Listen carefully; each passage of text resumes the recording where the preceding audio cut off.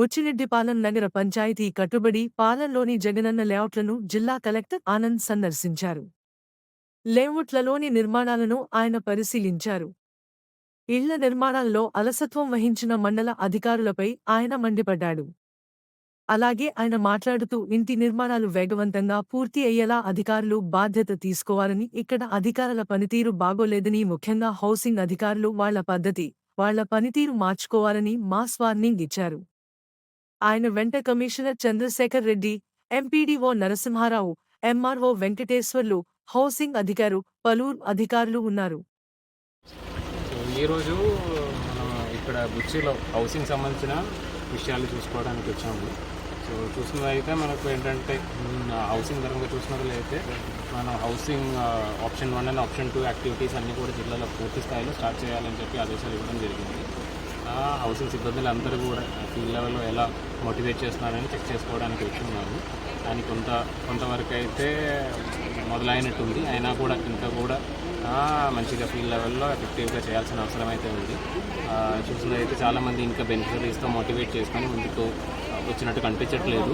మిగిలిన వాళ్ళందరూ కూడా మోటివేట్ చేసుకొని ఇంకా రాబోయే రోజులో మోటివేట్ చేసేసుకొని ఇల్లు కంప్లీట్ చేయాలని కోరుతున్నాం. ఇక్కడ ఈ ఒక లేఅవుట్ చూసినట్లయితే సుమారుగా 200 మందికి ఇంకా అసలు ప్లాట్ డిఫరెంట్ స్టేజెస్ అంటే కన్స్ట్రక్షన్ డిఫరెంట్ స్టేజెస్లో ఉన్నాయి. ఇవన్నీ కూడా మనం మార్చి 25 మార్చి కల్లా కంప్లీట్ చేయకపోతే మళ్ళీ మనకి ఇబ్బందులు పడిపోవాల్సిన అవసరం అయితే వస్తాయి. ఎందుకంటే మనకి మార్చి లోపల మనం చేసినట్లు అయితేనే మనకు దీనికి సంబంధించిన సబ్సిడీ అమౌంట్స్ ఇవన్నీ కూడా గవర్నమెంట్ నుంచి మంజూరు అవుతాయి.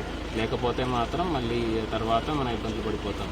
ఒకవేళ ఎవరికైతే కొన్ని కేసులు మన దృష్టికి వచ్చినవి, కొన్ని కేసులు ఇంకా కొన్ని కొత్తగా హౌసింగ్ శాంక్షన్స్ కావాలి అని, అదేవిధంగా కొత్తగా హౌస్ ప్లాట్ కూడా కావాలి అని చెప్పి అర్జీలు ఇవ్వడం జరిగినాయి. ఇవన్నీ కూడా ఇప్పుడు ఇంకొక 1-2 నెలల లోపల కొత్త శాంక్షన్స్ కానీ కొత్త ప్లాట్ అలాట్మెంట్ కానీ వస్తాయి. దానిలో ఖచ్చితంగా కన్సిడర్ చేస్తాము. కానీ ఆల్రెడీ శాంక్షన్ అయిన వాళ్ళు, ఆల్రెడీ ప్లాట్ ఇచ్చిన వాళ్ళు అయితే మాత్రం మనకి ఇంకొక 8-9 నెలలు మాత్రమే అవకాశం ఉంది. ఈ టైంలోనే వాళ్ళ అవకాశం యూజ్ చేయకపోతే మళ్ళీ తర్వాత మనం ఇబ్బంది పడిపోతాము. దయచేసి ఈ వచ్చిన బెనిఫిషరీస్ అందరూ కూడా నా విజ్ఞప్తి ఏంటంటే దయచేసి ఈ ఒక 8 నెలల్లో మీకు అలాట్ అయిన హౌస్లన్నీ కూడా కంప్లీట్ చేయాలి అని కోరుతున్నాను. దానికి టెంపరీగా ఇక్కడ 2 మేజర్ ఇష్యూస్ చెప్తున్నారు. ఒకటి వాటర్ సప్లై, అంటే ఆల్రెడీ మూవ్ అయిన వాళ్ళకి డ్రింకింగ్ వాటర్ సప్లై, అదేవిధంగా ఆల్రెడీ మూవ్ అయిన వాళ్ళకి ఎలక్ట్రిసిటీ కనెక్షన్ మనకి ఎటువంటి ఇష్యూ ఉంటుందో మున్సిపల్ కమిషనర్ గారితో కోఆర్డినేట్ చేసేసుకొని ఈ ఎస్పీడీసీఎల్కి చెప్పడం జరిగింది. అది వెంటనే అంటే వారం లోపలనే ఎవరైతే మూవ్ అయ్యారో వాళ్ళందరికీ కూడా అది ఇప్పించడానికి ప్రయత్నం చేస్తాము. రెండో విషయం, తాగడానికి ఉన్న నీళ్ళు ఎవరైతే మూవ్ అయిన వాళ్ళకి టెంపరీగా we will give through water tankers. పూర్తిగా అంటే మనకు అది సాల్వ్ అవ్వాలంటే మనకు పైప్ లైన్స్ అయితే చేయాల్సిన అవసరం ఉంది.